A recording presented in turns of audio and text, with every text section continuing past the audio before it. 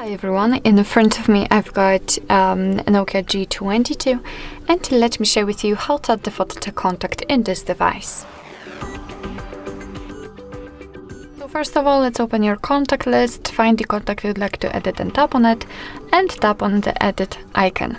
Now we have to tap on the circle, and here we can either take a photo and then our device will open the camera app. So this is the best option to choose if you've got the person right in front of you and if you're able to catch a photo of him or her, or you can choose a photo from the gallery, and I will pick this option. So let me tap on it and pick the photo I'd like to use.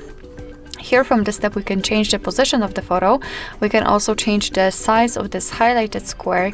We can also zoom in or out the photo, and thanks to this we can decide what we will see after saving the whole contact, because basically this highlighted area is responsible for it. You can also rotate the picture. It's up to you how you want to set it, and if you're happy with your choice, tap on Save Copy. And as you can see, the photo will appear here in the circle. So remember to tap on Save in the right upper corner.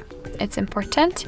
And as you can see, the contact has been saved. This is how it looks like, and you will be also able to see this photo on the contact list, for example, or during all incoming calls from that number.